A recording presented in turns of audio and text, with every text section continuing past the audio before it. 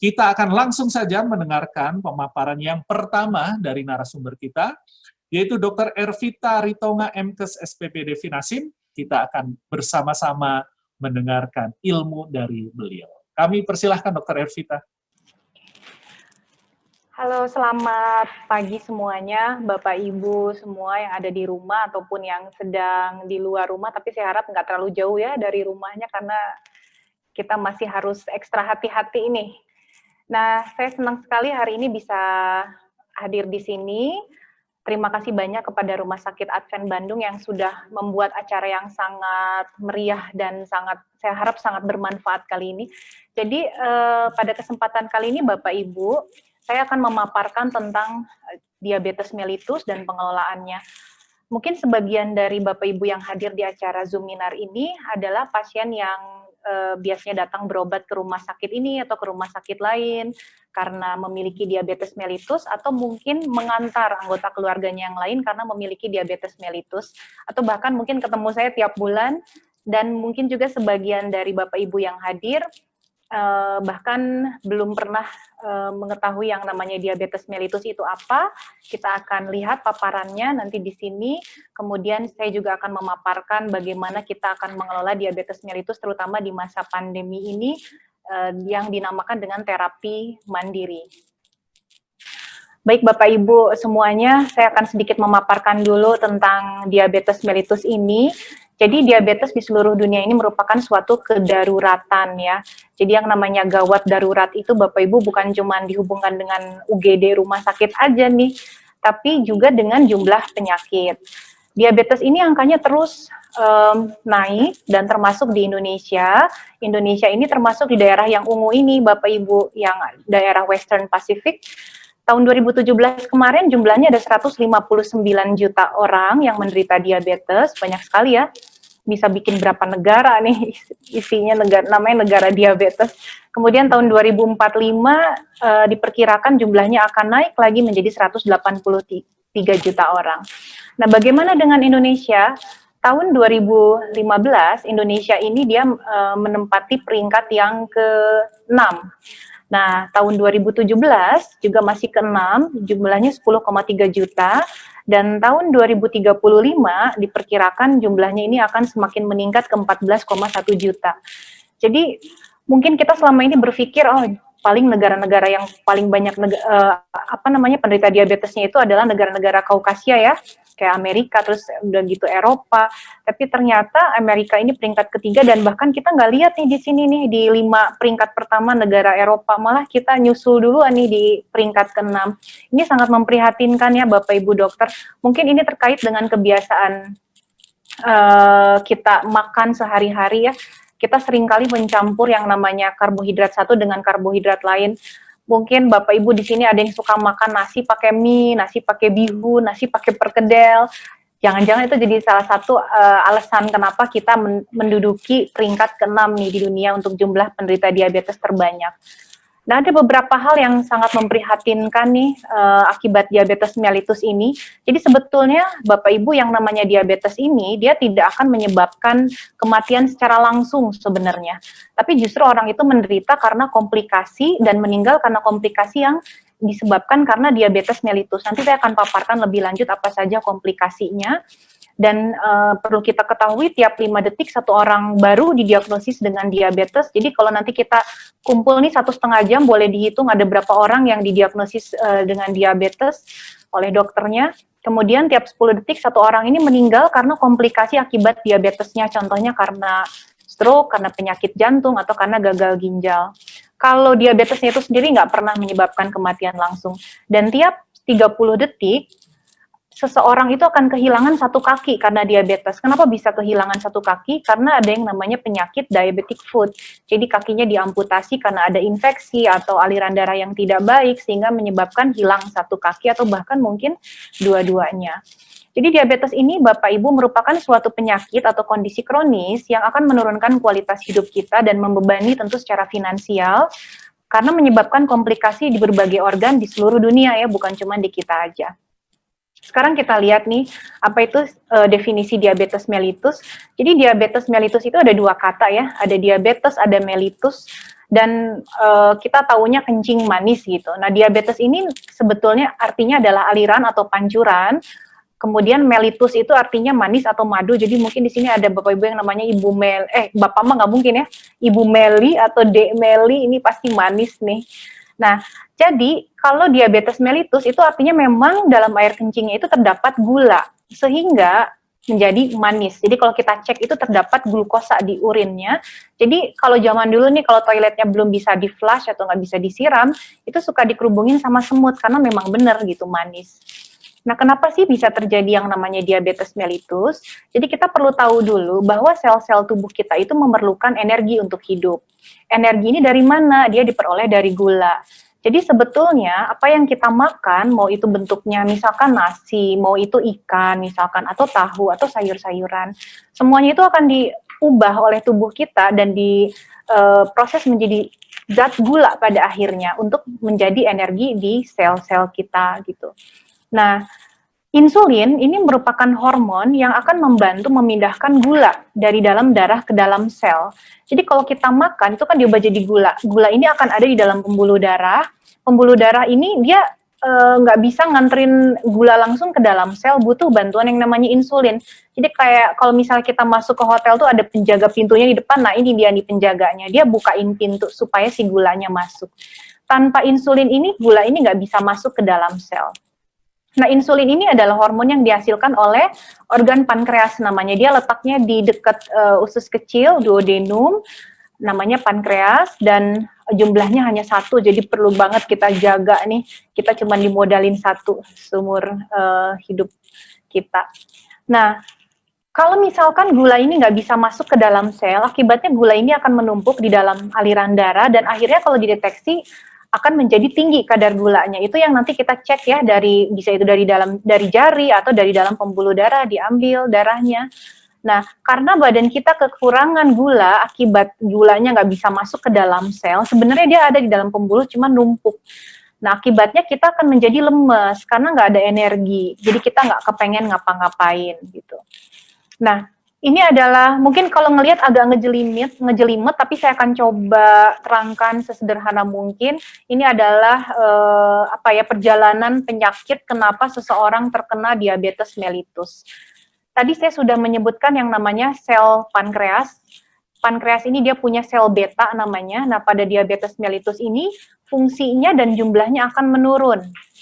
Nah, sel beta kalau dia menurun jumlahnya dan fungsinya, makanya yang menghasilkan insulin juga akan menurun ya, sehingga produksi insulinnya menjadi berkurang, akibatnya gula darahnya jadi naik, karena di dalam pembuluh darahnya nggak bisa masukkan ke dalam sel.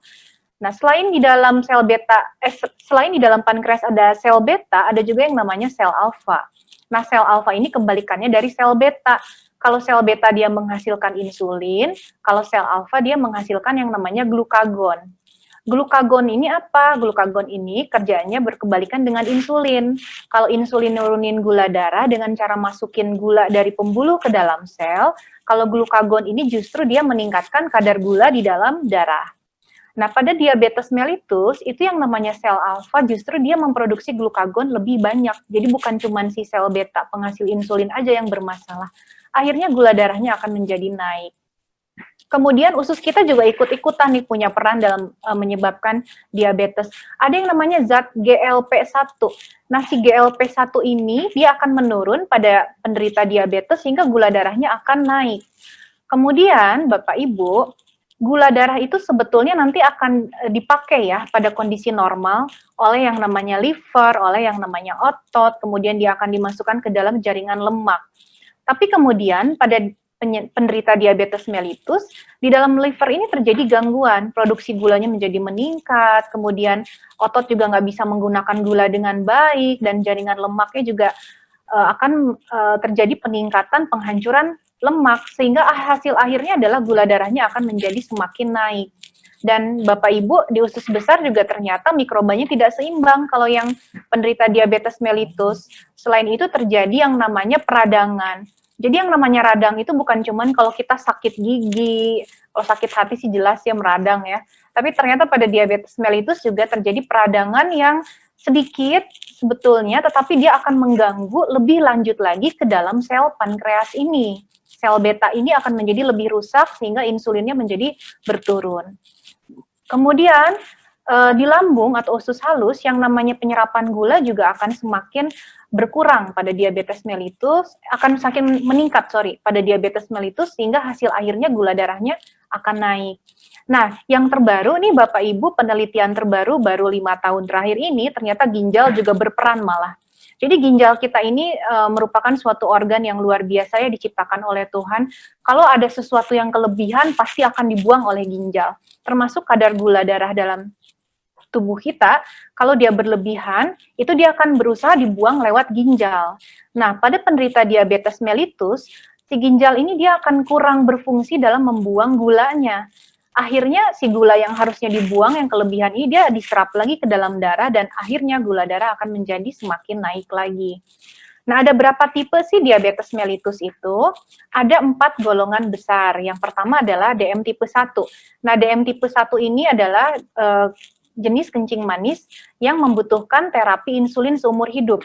Biasanya ditemukan atau didiagnosis pada saat penderitanya masih kecil, bisa dari umur-umur balita malahan, tapi ada juga sebagian yang ditemukan pada dewasa muda, misalkan SMP, SMA, atau kuliah. Kemudian yang kedua adalah diabetes mellitus tipe 2. Nah, diabetes mellitus tipe 2 inilah yang banyak diderita, sekitar 95-97% itu adalah diabetes mellitus tipe 2. Dia disebabkan karena gaya hidup yang tidak seimbang. Misalkan kita terlalu banyak makan makanan kayak fast food atau olahraga kita nggak rajin, akhirnya sel beta pankreasnya menjadi semakin berkurang produksi insulinnya dan insulinnya nggak bisa dipakai dengan baik dalam tubuh kita atau yang disebut dengan resistensi insulin. Jadi insulinnya masih dihasilkan sih oleh sel beta, tapi nggak bisa masuk dengan jumlah yang pas dan nggak bisa bekerja dengan cara yang pas dan tepat. Akhirnya gula darahnya nggak bisa masuk ke dalam selnya. Kemudian yang ketiga, ada yang disebut dengan diabetes mellitus gestasional atau diabetes mellitus yang timbul akibat kehamilan. Nah, kalau bayinya nanti sudah lahir, ibu ini masih tetap bisa menderita diabetes ini, nanti akan ganti namanya bukan diabetes mellitus gestasional atau kehamilan lagi, tapi kalau bayinya sudah lahir namanya ganti jadi diabetes mellitus tipe 2. Tapi itu hanya sebagian ibu saja, sebagian lain setelah bayinya lahir gula darahnya akan menjadi normal. Nah, yang terakhir adalah diabetes mellitus tipe lain, ini disebabkan salah satunya karena obat golongan steroid. Barangkali Bapak Ibu pernah mendengar kerabat atau teman yang sakit, misalnya sakit lutut atau sakit sendi, kemudian dia minum obat golongan steroid dalam jangka waktu lama, lalu terjadi perubahan ya, wajahnya jadi cabi, kemudian jadi kelihatan gemuk, tapi kakinya kecil, dan pas dicek gula darahnya jadi tinggi, nah itu namanya diabetes mellitus tipe yang lain. Sekarang gejala dari diabetes mellitus apa saja sih? Nah, karena tadi seperti yang saya sudah sebutkan di awal, gula itu dia nggak bisa masuk ke dalam sel dengan pas, akhirnya badan kita seperti kekurangan energi. Padahal gulanya ada, cuman nggak bisa dipakai gitu. Nah, karena badan kita kekurangan energi, yang terjadi adalah kita merasa lemes, nggak pengen ngapa-ngapain. Kemudian yang kedua, kita pikirannya pengen makan aja, karena memang lapar terus. Karena seolah-olah kadar gulanya kayak rendah, padahal enggak, karena nggak bisa dipakai gitu. Kemudian kita haus terus. Kenapa kita haus terus? Karena kalau kita kadar gula darahnya tinggi, badan kita itu berusaha buang ya lewat ginjal. Mungkin ginjalnya fungsi pembuangan gulanya udah berkurang dibandingkan dengan yang nggak punya diabetes, tapi tetap dia berusaha ngeluarin gula lewat air kencing. Nah, masalahnya gula itu nggak keluar sendirian, dia mesti ada temennya ya, ada airnya gitu untuk media keluarnya. Karena sering kencing, makanya jadi sering haus, Bapak Ibu. Nah, jadi bolak-balik aja ke toilet. Kemudian berat badan juga bisa turun. Kenapa berat badan bisa turun? Karena tadi gula itu nggak bisa dipakai oleh sel, akibatnya badan kita mencari cara nih gimana ya supaya badan saya menjadi berenergi, akhirnya dipecah-pecahkan yang namanya otot. Jadi makanya jadi lebih kecil gitu badannya. Kemudian muncul gejala lain seperti baal, kesemutan, kebas. Nah, ini biasanya terjadi apabila gula darah yang tinggi ini sudah menyebabkan komplikasi ke syaraf. Nah, masalahnya banyak sekali Bapak Ibu yang tidak menyadari bahwa gejala-gejala yang awal kayak cepat lapar, lemes, haus, terus bolak-balik ke toilet itu merupakan gejala awal diabetes. Biasanya datangnya pada saat udah banyak komplikasi. Yang paling sering aja baal kesemutan. Kemudian juga kalau pada laki-laki terjadi gangguan misalkan impotensi atau ereksi, kemudian pada wanita juga terjadi penurunan libido, itu bisa terjadi karena diabetes mellitus. Nah, sekarang komplikasinya apa aja? Apa sih yang disebut dengan komplikasi? Jadi Bapak Ibu, komplikasi itu merupakan suatu kelainan yang disebabkan karena penyakit dasar. Nah, ini karena kita lagi ngomongin diabetes, jadi penyakit dasarnya adalah diabetes. Dan Bapak Ibu kan tahu ya kalau yang namanya tubuh kita nih dari ujung kepala sampai ujung kaki itu ada pembuluh darahnya ya. Dan pasti kalau misalnya gula darah kita tinggi dari ujung kepala sampai ujung kaki itu akan merasakan efeknya karena terpapar dengan kadar gula darah yang tinggi. Contohnya, pada mata bisa terjadi yang namanya katarak, bisa terjadi namanya retinopati atau gangguan pada retina, atau glaukoma, dan yang paling kita takutkan bisa menyebabkan kebutaan. Kemudian yang kedua yang tadi saya sebutkan kesemutan dan baal-baal di kaki. Lalu selanjutnya adalah yang kita bilang penyakit arteri perifer. Perifer itu maksudnya di ujung-ujung tubuh ya, kayak di kaki, di tangan, gitu. Paling sering di kaki karena aliran darah kita itu memang secara normal itu makin jauh ke kaki akan semakin berkurang ya. Nah, terjadi yang namanya penyumbatan atau halangan aliran darah di kaki, sehingga kaki ini menjadi gampang terinfeksi atau bahkan muncul gangren. Mungkin Bapak Ibu pernah lihat gambar atau bahkan secara langsung yang kakinya menjadi hitam, kemudian mengering, lama-lama copot sendiri salah satu jarinya, nah itu yang namanya kita bilang dengan gangren, disebabkan karena aliran darah yang tidak baik. Kemudian terjadi tekanan darah tinggi. Jadi tekanan darah tinggi sama kencing manis ini sangat-sangat berhubungan ya Bapak Ibu. Satu muncul, yang lainnya suka pengen ikut-ikutan muncul juga. Kemudian nih kita takut nih yang namanya penyakit jantung ya, serangan jantung atau gagal jantung. Karena ya ini merupakan organ vital kita ya. Kemudian selanjutnya adalah gagal ginjal. Nah Bapak Ibu, diabetes mellitus ini yang menyedihkannya merupakan salah satu penyebab terbanyak kenapa seseorang dicuci darahnya gitu, karena ada gagal ginjal, jadi dia harus bolak-balik ke rumah sakit seminggu 1-3 kali. Sekarang kapan seseorang kita diagnosis atau disebut sebagai diabetes mellitus? Jadi harus ada syaratnya Bapak Ibu. Selain gejala yang tadi yang saya sebutkan, itu kita kalau cek gula darahnya, gula darah sewaktu minimal 200. Ini kita bisa bilang dia ada diabetes mellitus.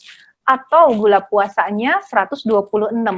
Jadi mohon nih kalau misalkan Bapak Ibu di sini ada yang memiliki gejala seperti ini atau keluarganya kayaknya gejalanya kayak gini ada, tolong dicek kadar gula darahnya.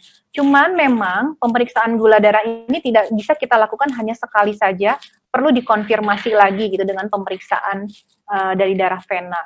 Nah, ada juga yang seseorang dia tidak punya gejala Bapak Ibu, tapi begitu kita cek dengan cara pemeriksaan yang khusus, biasanya diminta minum 75 gram glukosa murni, itu kadar gula darahnya naik menjadi 200 mg per desiliter. Ya. Nah, sekarang kita maju ke pengobatan nih. Ada 5 prinsip pengobatan dari diabetes mellitus. Cuman Bapak Ibu semuanya ada satu hal yang ingin saya tekankan di sini adalah bahwa diabetes mellitus ini merupakan suatu kondisi kronik, suatu penyakit yang tidak bisa disembuhkan, tapi bisa kok kita kontrol. Yang penting satu, edukasi yang baik. Maksudnya apa? Maksudnya adalah dokter dan perawat memberikan pengertian yang baik tentang pengobatan diabetes mellitus dan komplikasi yang harus kita waspadai, dan Bapak Ibu dokter, Bapak Ibu juga semuanya harus rada cerewet nih, harus rada cerewet nanya ke dokternya nih, dokter saya mesti ngapain, apa yang harus saya hindari, obatnya gimana, dan segala macam. Kemudian yang kedua, kita harus berupaya melakukan aktivitas fisik secara sesuai dengan apa yang bisa kita lakukan. Mungkin nanti aktivitas fisik akan lebih banyak dijelaskan oleh Bapak Willy. Kemudian selanjutnya adalah diet yang seimbang. Nanti juga akan dijelaskan oleh Bu Helda, saya nggak akan menjelaskan aktivitas fisik dan diet seimbang di sini. Kemudian yang keempat adalah obat-obatan. Nah, Bapak Ibu mungkin banyak yang bingung, Dok, obat-obatan ini harus umur hidup apa enggak sih? Sebetulnya tergantung sekali ya Bapak Ibu, tergantung pada kondisi diabetes mellitusnya. Yang jelas kalau diabetes mellitus tipe 1 itu harus menggunakan insulin seumur hidup. Tapi kalau diabetes mellitus tipe 2 atau tipe yang lain atau pada kehamilan, itu mungkin bisa tanpa obat untuk sementara waktu, tapi nanti lama-lama bisa harus menggunakan obat, malah makin bertambah obatnya. Tetapi pada saat kadar gula darahnya sudah baik, itu bisa jadi obat-obatan akan dikurangin, tapi sangat tergantung dengan kondisi badannya. Kemudian selanjutnya adalah pemantauan mandiri. Maksudnya pemantauan kadar gula darah ya, Bapak Ibu ya. Ini sebaiknya kita punya alat untuk meriksain gula darah di rumah. Nah, ini yang tadi saya sebutkan bahwa diabetes mellitus itu nggak bisa sembuh, tapi bisa diatasi dan dikelola. Dan Bapak Ibu, semakin awal kita mengetahui kita punya diabetes mellitus, itu akan semakin mudah mengatasinya dan komplikasinya biasanya akan semakin sedikit. Kemudian pengobatan awal, biasanya kalau Bapak Ibu datang ke dokter nih bawa hasil kadar gula darah tinggi nih, dokternya akan menyarankan awalnya dengan pola hidup sehat dulu selama 2 bulan. Tapi dengan catatan kalau kadar gula darahnya tidak terlalu tinggi. Kalau lebih dari 200, biasanya selain harus pola hidup sehat, kita juga akan memberikan obat-obatan. Tapi tidak semua perlu obat ya. Kalau di bawah 300, kita bisa coba dulu dengan gaya hidup sehat. Nah, kalau misalkan gula darah belum mencapai targetnya untuk yang kadar gulanya tidak terlalu tinggi dan baru diobatin dengan pola hidup sehat saja, maka akan diberikan tambahan obat nih pada masuk bulan yang ketiganya. Dan kadar gula darah ini serta komplikasi yang muncul perlu dipantau terus-menerus. Oleh karena itu, Bapak Ibu jangan bosan untuk ketemu sama dokternya. Cuman apakah memang benar harus ketemu setiap bulan? Nanti saya akan terangkan ya siapa saja yang harus ketemu tiap bulan dengan dokternya. Kalau kita punya cita-cita, kita mesti punya target ya. Misalkan, aduh saya pengen beli rumah nih, oh berarti target saya akhir tahun ini tabungan saya mesti segini gitu. Oh berarti target saya, jabatan saya berarti mesti ini, misalkan aja contoh. Nah untuk pengobatan juga begitu, sama, kita mesti punya target. Karena kalau enggak, nanti takutnya jatuh ke dalam komplikasi atau penyulit-penyulit dari penyakitnya. Nah, yang pertama untuk pasien diabetes, karena diabetes mellitus itu sering kita hubungkan ya dengan yang namanya berat badan berlebihan atau obesitas. Kita lihat yang namanya IMT atau indeks massa tubuh itu mesti antara 18,5 dibagi sampai dengan 22,9. Cara ngitungnya gimana? Ada yang udah tahu belum?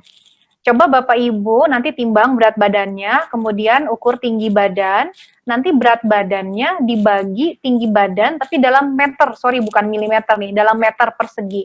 Misalkan Pak Iwan tinggi badannya 170 ya, kemudian berat badannya 70 misalkan. Berarti 70 dibagi 1,7, 1,7-nya dikuadratkan, jadi 1,7 kali 1,7. Nah nanti dapat nih, apakah nyampe ke sini atau enggak. Kemudian selanjutnya adalah tekanan darahnya. Tekanan darah sistolik itu, jadi kalau kita diukur tekanan darah kan suka dikasih tahu ya, Pak 130/80 gitu. Nah itu yang 130-nya itu sistoliknya, yang bawahnya itu yang pernya adalah diastoliknya. Bapak Ibu harus ingat dua-duanya. Kadang-kadang ada yang lucu, saya tanya berapa tadi di tensi depan, per 100. Atasnya berapa? Aduh, berapa ya dok ya? Pokoknya per 100 katanya. Nah, ini tekanan darah sistolik nih yang atasnya. Harus kurang dari 140. Kalau yang bawahnya, tekanan darah diastolik itu harus kurang dari 90. Kemudian ada yang namanya HbA1c. Pasti Bapak Ibu yang ada diabetesnya pernah diminta periksa HbA1c. Apa sih HbA1c? HbA1c itu adalah kadar rata-rata gula darah dalam 3 bulan terakhir. Itu harus kurang dari 7% atau tergantung dokternya mau kasih angka berapa. Misalkan buat Bapak Rahmat, kadar HbA1c-nya harus kurang dari 7. Buat Ibu Ida harus kurang dari 8 misalkan, karena satu dan lain hal, bisa aja. Nah, kadar gula darah puasa itu harus antara 80 sampai 130. Maksudnya puasa itu begini Bapak Ibu, harus puasa antara 8 sampai 10 jam dari malamnya. Jadi bukan cuman kita nih pagi-pagi sarapan udah gitu puasa sampai jam 3 sore kemudian kita dicek kadar gulanya, enggak, harus dari malam. Nah kemudian gula darah 2 jam setelah makannya kurang dari 180, ini adalah gula darah yang dihitung dari sejak kita mulai makan, bukan selesai makan ya, mulai makan. Kemudian kadar kolesterol LDL-nya harus kurang dari 100, atau kalau Bapak Ibu yang punya sakit jantung atau masalah ginjal atau tekanan darah tinggi, merokok, itu bahkan harus kurang dari 70 ya LDL-nya. Kemudian trigliseridanya kurang dari 150 dan HDL-nya lebih dari 40 kalau pria dan pada wanita lebih dari 50. Coba di sini pada dicek ya, kira-kira udah mencapai target belum.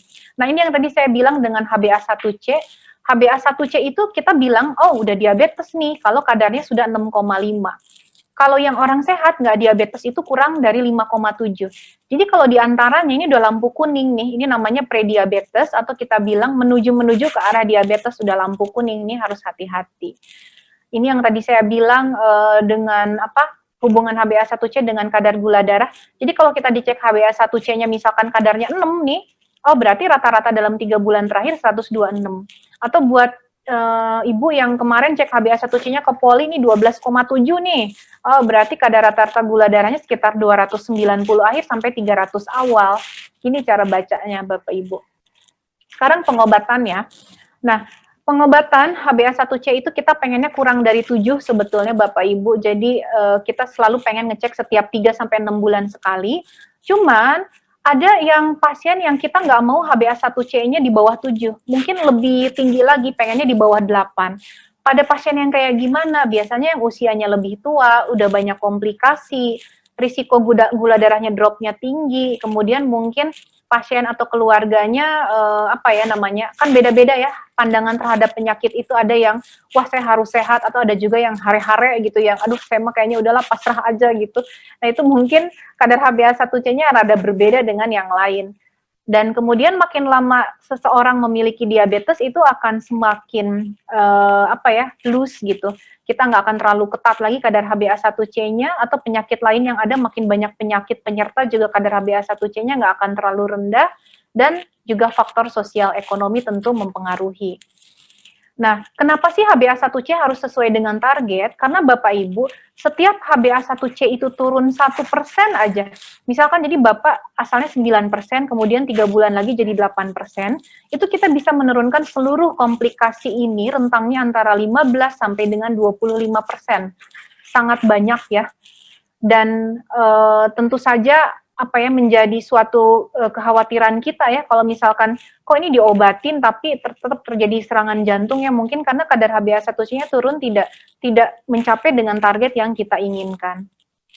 Nah, Bapak Ibu, ini nih tolong perkenalkan 4 teman saya, ada geng nih, geng 4 yang namanya obesitas, gula darah tinggi, kemudian tekanan darah tinggi dan kolesterol tinggi. Nah, keempat-empat ini mohon diingat saling berhubungan, dan dokter biasanya kalau seseorang punya diabetes bukan cuma gulanya aja yang diobati, tapi harus semuanya. Karena nih, kasih contoh aja, kalau seseorang gula darahnya tinggi, biasanya dia tekanan darahnya akan tinggi juga. Atau kalau dia tekanan darah tingginya nggak diobatin aja, yang lain-lainnya akan muncul. Jadi semuanya harus diobati ya. Nah, sekarang tentang pengobatan. Pengobatan Bapak Ibu secara garis besar itu ada 2 macam, yaitu obat yang disuntik dan obat yang diminum. Nah, obat yang disuntik ini bukan cuma insulin sebetulnya. Kalau zaman dulu ya cuma insulin ya yang disuntik. Tapi yang sekarang itu ada yang namanya GLP-1 atau contohnya liraglutid yang udah banyak dipakai. Kalau obat oral saya rasa Bapak Ibu sudah banyak tahu ya. Nah, pengobatan diabetes mellitus ini sebenarnya tergantung dari di mana organ bekerjanya gitu. Contohnya aja tadi nih kan saya sudah bilang tentang pankreasnya. Si pankreasnya menghasilkan insulinnya menjadi berkurang nih. Nah, obatnya adalah yang untuk meningkatkan produksi insulin itu adalah sulfonylurea. Contoh obatnya yang udah banyak kita pakai itu adalah glimepirid, kemudian glibenclamid. Kemudian untuk meningkatkan kadarnya sendiri kita butuh yang namanya insulin suntik. Lalu setelah itu kalau misalkan kita pengen livernya memproduksi gulanya dikurangi, kita pakai obat yang namanya contohnya dengan metformin gitu ya. Kemudian kita pengen air kencingnya dihambat dalam mengabsorpsi atau menyerap gulanya, maka kita pakai obat yang golongan SGLT, contoh obatnya empagliflozin atau canagliflozin. Atau kita pengen berat badan turun, nafsu makan turun, insulinnya menjadi diproduksi lebih banyak, kita pakai obat suntik yang lain, contohnya yang ini liraglutid yang ada di kita, kemudian exenatide, ini obat suntik. Nah, ini adalah obat-obat oral yang ada. Bapak Ibu, mungkin saya nggak akan menjelaskan secara detail tentang obat-obat yang ada ya di kita, tapi secara garis besar ada yang namanya golongan sulfonylurea, thiazolidinedione, alpha glucosidase inhibitor, biguanide, DPP-4 inhibitor, dan SGLT2 inhibitor. Ini merek-mereknya barangkali Bapak Ibu sudah pada kenal, tetapi yang perlu diingat adalah Bapak Ibu, ini cara minumnya harus sesuai dengan anjuran dari dokter dan apotek. Kenapa? Karena obat-obat ini dia punya kekhususan sendiri-sendiri, cara kerja yang berbeda-beda. Kalau kita salah minumnya, yang akan terjadi adalah kadar gula darah tidak akan turun dengan baik sesuai yang kita harapkan, atau malah mungkin akan ngedrop terlalu banyak. Contohnya aja, glibenclamide, dia kan mestinya diminum sekitar 15-30 menit sebelum makan ya. Kadang-kadang kita lupa baru minum 1 jam setelah makan, atau malah nggak 2 jam setelahnya. Yang terjadi akhirnya adalah 2 jam setelah makan kadar gula darah kita tetap tinggi, tapi kemudian beberapa jam kemudian bisa ngedrop. Jadi harus betul-betul sesuai, harus betul-betul tepat. Dan Bapak Ibu nggak bisa membandingkan pengobatan Bapak Ibu dengan pasien yang lain, karena kalau misalkan kita diberikan oleh dokter metformin misalkan, sementara yang lain diberikannya adalah linagliptin, contoh mereknya adalah Trajenta, barangkali pasien yang satu itu memang nggak bisa pakai metformin karena ada satu dan lain hal. Jadi kalau misalkan kita punya sakit diabetes, dan rekan kita ternyata gula darahnya tinggi, tolong jangan diberikan gitu obat kita kepada dia, karena barangkali dia memiliki suatu kekhususan sehingga kita harus meresepkan obat yang berbeda gitu. Jadi ini merupakan obat-obat yang sudah dipilih oleh dokter dan sangat-sangat individual sifatnya. Nah, Bapak Ibu, obat-obat yang diminum tadi itu ada yang satuan, ada juga yang dimasukkan. Jadi dalam satu tablet itu ada 2 macam obat. Contohnya adalah ya, kalau kita sebutin merek Velacom, Amaril M, itu di dalamnya ada metformin, ada glimepiridnya. Ini juga cara minumnya harus betul ya Bapak Ibu ya, harus sesuai dengan anjuran. Karena kalau enggak percuma, biasanya obat-obat yang fix kombinasi ini harganya jauh lebih mahal, takutnya percuma gitu, mubazir. Udah dibeli mahal, cara minumnya salah, gula darahnya jadi nggak turun-turun gitu. Nah, ada efek samping obat. Tentu efek samping obat ini bukan cuma ada pada pasien-pasien yang menggunakan obat diabetes, tapi obat-obat yang lain juga. Contohnya metformin, dia kadang menyebabkan mual, diare, kembung, dan lemas. Nah, Bapak Ibu kalau mengalami efek samping ini, mohon segera menghubungi dokternya, jangan menyetop sendiri, karena dikhawatirkan jangan-jangan nggak ada hubungan dengan metformin, atau metformin masih bisa di stop, tapi dokternya cukup menambahkan obat anti mual misalkan. Jadi harus ini ya, harus dikomunikasikan dulu dengan ininya dokternya. Nah, sekarang obat injeksi. Obat injeksi itu seperti yang tadi saya sudah bilang, ada insulin dan juga yang bukan insulin. Nah, insulin ini tadi sudah disebutkan di awal merupakan kunci supaya gula ini bisa masuk ke dalam sel. Jadi, orang yang disuntikan insulin itu nanti kadar gula darahnya akan turun karena gulanya jadi bisa masuk ke dalam sel dan dipakai menjadi energi. Nah, bagaimana dengan obat yang tidak disuntik, yang disuntik selain insulin? Yang namanya tadi GLP-1 atau liraglutide, itu adalah berfungsi meningkatkan produksi insulin oleh sel-sel beta pankreas, dan juga dia mengurangi appetite atau keinginan untuk makan. Nama obatnya ini nih, yang kotak merah ini. Ini juga disuntik. Jadi kalau disuntik, nanti tolong dilihat namanya ya Bapak Ibu ya, karena ternyata banyak sekali jenis obat suntik itu. Ada yang namanya contoh kalau kita pakai merek ya, Novorapid, Levemir, Lantus, atau yang bukan insulin contohnya Victoza. Nah, banyak yang datang ke saya kemudian tidak hafal nama obatnya sehingga bingung untuk memulai lagi dari mana. Jadi Bapak Ibu harus mulai dari sekarang melihat apa nama obatnya, kemudian jenis suntikannya apa, dan ini adalah siapa saja yang harus menggunakan insulin ya Bapak Ibu ya. Jadi sebetulnya pasien yang harus mutlak pakai insulin itu yang DM tipe 1. Kalau yang DM tipe 2 atau yang tipe lain itu sebetulnya nggak selamanya pakai insulin. Jadi Bapak Ibu kalau yang menggunakan insulin nggak usah khawatir. Mungkin ada yang suatu saat bisa di stop insulinnya dan diganti dengan obat yang diminum. Tapi ada juga yang sebagian yang sudah mengalami komplikasi penyakit, contohnya kadar kreatininnya sudah tinggi akibat adanya gagal ginjal, adanya gagal jantung yang berat, adanya gagal hati, nah itu harus pakai insulin. Atau kalau misalkan Bapak Ibu penderita diabetes dan harus dirawat, kondisi sakitnya lumayan berat, maka obat oralnya juga akan di stop dan diganti dengan yang namanya insulin. Nah, Bapak Ibu, ini agak ngejelimet juga kalau kita lihat, tapi saya coba terangkan secara sederhana. Intinya begini, kalau kita datang ke dokter dan kadar gula darahnya dibilang tinggi, biasanya dokter akan mulai dengan satu macam obat saja atau satu macam obat yang disuntik saja. Kemudian akan dilihat responnya dalam waktu 3 bulan. Dilihat responnya dari mana? Dari kadar gula atau kadar HbA1c. Kalau ternyata 3 bulan kadar gula darahnya masih tinggi, maka dokter biasanya akan meresepkan atau menambahkan obat yang kedua, menjadi 2 macam obat. Kalau dalam waktu 3 bulan lagi ternyata kadar gulanya masih tinggi, maka akan ditambahkan lagi obat yang ketiga. Jadi totalnya adalah 3 macam obat yang diminum. Nah, kalau setelah dilihat 3 bulan lagi ternyata kadar gulanya masih tinggi juga, maka dokter biasanya akan menambahkan insulin atau mengganti semua obat yang diminum menjadi insulin. Begitu. Nah, insulinnya ini dia banyak sekali macamnya, cuman yang perlu diingat sama dengan obat yang diminum, caranya harus betul, cara suntiknya. Kenapa? Karena nih, contohnya aja yang ini nih, yang Novorapid, Apidra, Humalog, pasti Bapak Ibu ada yang pakai ini harus sesaat sebelum makan, karena kalau misalkan kita baru, kita suntiknya 30 menit sebelum makan atau bahkan lebih lama, itu akan terjadi yang namanya hipoglikemi karena gula darahnya keburu turun. Jadi harus betul ya cara ininya, cara menyuntikannya. Nah, cara penyuntikan saya mungkin nggak akan detail menjelaskan. Cuman Bapak Ibu kalau yang menggunakan insulin, kalau bisa nanti pada saat kontrol insulinnya dibawa dan ditanyakan ke dokternya apakah cara penyuntikan sudah tepat. Karena kalau salah ini bisa menyebabkan seolah-olah insulinnya nggak bekerja atau kayaknya dosisnya kurang. Aduh dok, saya kok udah suntik insulin Novorapid misalkan udah 28 unit tapi kadar gulanya masih tinggi. Jangan-jangan cara penyuntikannya yang kurang tepat. Dilihat lagi.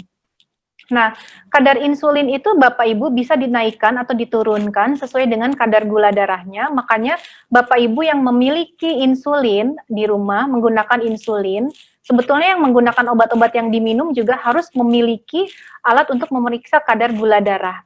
Karena apabila Bapak Ibu meriksa kadar gula darah dan kadar gula darahnya rendah, maka kita harus segera menurunkan dosis. Kita tuh pengennya kalau pakai insulin yang disuntiknya sekali sehari ya kita bilangnya insulin basal nih. Mungkin contohnya kalau merek itu Levemir atau Lantus, kadar gula darahnya yang sebelum makan antara 90 sampai 130, itu kita pengen dosisnya dipertahankan, tapi kalau kadar gula darah puasanya lebih dari itu, kita harus naikin 2 unit setiap 3 hari sekali gitu. Nah, inilah makanya gunanya pemantauan kadar gula darah secara mandiri dengan menggunakan alat yang namanya glukometer setiap 2-3 hari, 3 kali dalam seminggu.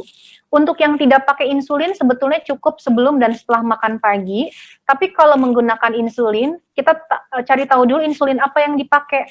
Insulin basal contohnya tadi Lantus, Levemir ya, itu sebelum dan setelah makan pagi. Kalau insulin yang premix, yang belakangnya Bapak Ibu namanya mix, itu sebaiknya sebelum dan setelah makan pagi dan malam. Nah, kalau yang insulinnya banyak nih, contohnya Lantus sama Novorapid, Levemir sama Novorapid, itu harus tiap sebelum dan setelah makan.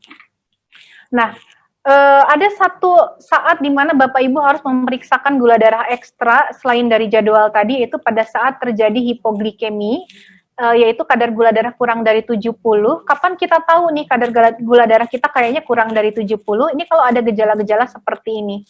Contohnya lemes, gemeter, jantung berdebar. Kalau bahasa Jermannya salatri ya, salatri. Pasti ada yang tahu, ada yang nggak tahu nih. Nah, itu harus cepat-cepat dicek kalau kadar gula kurang dari 70, oh ini benar.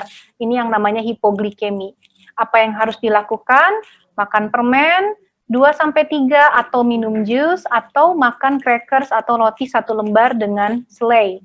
Habis itu setengah jam kemudian cek kadar gula darahnya. Nah, ini udah masuk ke bagian terakhir nih dari paparan materi saya. Kapan kita mesti ketemu sama dokter? Jadi Bapak Ibu nih di area pandemi ini kita benar-benar harus membatasi memang ya kunjungan ke rumah sakit. Yang pertama, kalau misalkan kita merasa lebih lemes, lebih lesu daripada biasanya, kalau kita batuk atau sesek nih karena sekarang makin banyak ya kasus COVID-19, kalau kita demam tinggi atau kita sering tidur atau tidurnya dalam, sulit dibangunkan gitu. Biasanya kalau ini yang laporan adalah keluarganya, atau kadar gula darahnya terlalu tinggi atau terlalu rendah. Kapan sih disebut terlalu tinggi itu kalau lebih dari 300? Nah, untuk pasien-pasien yang kadar gula darahnya terkontrol itu apa yang tadi yang masuk ke dalam target yang saya sebutkan di awal, yaitu gula darah puasanya maksimal 129 ya, pokoknya kurang dari 130, yang habis makan kurang dari 180, sebetulnya bisa datang ke rumah sakit setiap 3 bulan sekali gitu. Tetapi dengan catatan harus memeriksakan kadar gula darah secara mandiri. Dan harus waspada kalau ada gejala-gejala yang tadi saya sebutkan ini, nah ini harus cepat-cepat ke rumah sakit ketemu dokter. Dan jangan lupa kadang-kadang atau mungkin bukan kadang-kadang ya, seringkali diabetes mellitus itu ada penyakit lainnya, contohnya penyakit jantung dan tekanan darah tinggi. Nah, kalau penyakit-penyakit yang lain ini juga stabil, maka bisa dilakukan kontrol 3 bulan sekali. Tapi kalau misalkan diabetesnya stabil tapi penyakit jantungnya tidak stabil, ya jangan 3 bulan sekali, berarti harus lebih sering lagi. Mungkin begitu Bapak Ibu sekalian, semoga cukup jelas materi yang disampaikan dan semoga bermanfaat. Nanti mungkin kalau pertanyaan kita satukan di akhir acara ya, Pak Iwan ya. Oke, untuk selanjutnya saya serahkan lagi kepada moderator kita, Pak Iwan. Terima kasih banyak. Baik, terima kasih banyak.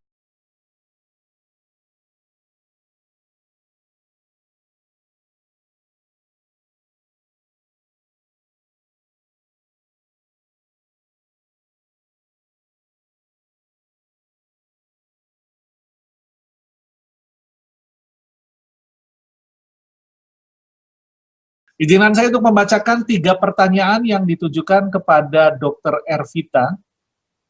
Silahkan dokter nanti mau dijawab pertanyaan secara langsung atau boleh dijawab satu-satu ya. Saya akan bacakan ya.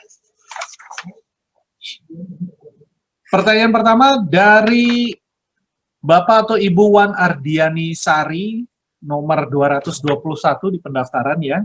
Selamat pagi dokter, izin bertanya, jika kadar HbA1c 9, apakah untuk kontrol rutin tetap 3 bulan sekali atau berapa idealnya untuk cek ulang dengan kadar yang tinggi itu dok? Dan apakah metformin dan glimepiride dalam efek yang jangka panjang, mungkin penggunaan jangka panjang, bisa memperberat ekskresi ginjal dokter karena kadar kreatinin pasien tinggi 1,26, pasien sedang dalam pemantauan fungsi ginjal selama 3 kali dalam 3 bulan ini. Dan apa terapi DM yang cocok untuk pasien dengan komplikasi gangguan ginjal, dokter? Terima kasih. Silakan dokter Evita. Ya, terima kasih Pak Iwan, terima kasih juga untuk Ibu Wan Ardiani Sari. Jadi untuk yang HbA1c-nya masih belum terkontrol atau tidak bisa turun dalam waktu 3 bulan terakhir, memang kami masih mengharapkan pasiennya bisa ketemu setiap bulan di poliklinik. Tapi ini pertanyaan selanjutnya ini untuk Ibu Wan adalah berapa sih kadar HbA1c sebelumnya ini? Siapa tahu sebenarnya sebelumnya kadarnya udah di atas 9 ya, 11, kemudian sekarang menjadi 9, berarti dalam waktu beberapa bulan ini ada penurunan, artinya sudah baik gitu. Memang kalau target HbA1c itu yang kita inginkan untuk pasien-pasien dengan diabetes itu kadarnya adalah di bawah dari 7, kalau pasiennya masih belum banyak komplikasi dan usianya masih di bawah 60 atau 65 tahun ya. Nah, kalau misalkan sebelumnya 11, tentu kan jauh ya untuk turun ke 7 ya, perlu 4 penurunannya atau bahkan lebih. Kita tidak akan mungkin bisa menurunkan HbA1c sejauh itu dalam waktu 3 bulan saja, Bu. Kita butuh waktu lama. Biasanya akan bisa tercapai dalam waktu sekitar 6 bulan sampai dengan 1 tahun. Itu juga dengan betul-betul kontrol yang ketat dan gaya hidup yang betul-betul sehat.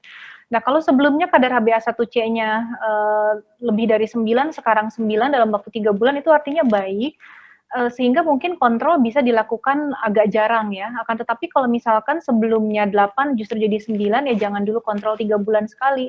Bisa kontrol setiap bulan dulu sampai dengan kita yakin kadar gula darahnya atau HbA1c-nya menjadi baik. Nah, kemudian untuk pertanyaan yang kedua tentang pengaruh metformin sama glimepiride terhadap fungsi ginjal, ini memang banyak sekali ini Bapak Ibu pertanyaan ya, apakah dok kalau misalnya saya minum obat metformin atau glimepiride atau mungkin obat yang lain, ini fungsi ginjal saya bisa menjadi rusak. Nah, sebetulnya yang paling kita khawatirkan dari kadar gula darah yang tinggi, justru kadar gula darah yang tinggi itulah yang bisa menyebabkan kerusakan ke ginjal, bukan dari obat-obatannya. Memang kalau seseorang sudah punya penurunan fungsi ginjal atau sudah gagal ginjal bahkan, kita perlu membatasi obat-obat tertentu atau dosisnya kita kurangi, karena obat-obat ini dia dibuangnya lewat ginjal. Jadi bukan obat yang merusak ginjal, tapi karena ginjalnya sudah tidak berfungsi atau berfungsinya masih ada tapi kurang, kita ingin mengurangi jumlah obat yang ada di dalam darah supaya tidak terlalu membebani ginjal gitu. Nah, kalau misalkan tadi Ibuan bilang nih kreatininnya sudah naik ya di atas 1, sekitar 1,26 ya kalau nggak salah, sebetulnya glimepirid dan metformin itu masih bisa dipakai. Bapak Ibu memang kedua obat ini merupakan suatu obat yang sering sekali digunakan ya. Metformin dan glimepirid ini contohnya teman glimepirid yang lain adalah glibenclamid. Kalau kadar kreatininnya sudah di atas 1,5, metformin sudah tidak boleh lagi dipakai. Nah, untuk glimepirid bagaimana? Glimepirid ini kita mesti sesuaikan lagi dengan berat badan dan usianya selain dari kadar kreatininnya. Karena nanti ada hitungannya ginjalnya. Makanya Bapak Ibu kalau itu kan suka ditimbang ya selain di tensi, kemudian dilihat kadar kreatininnya tiap berapa bulan sekali itu untuk menghitung fungsi ginjal karena ditentukan dari berat badan, usia dan kadar kreatinin. Nanti dapat angkanya, nanti dari angkanya itu menjadi patokan saya atau dokter yang lain untuk menetapkan apakah glimepiridnya atau glibenclamidnya misalnya masih bisa dipakai atau bahkan untuk obat-obatan yang lain.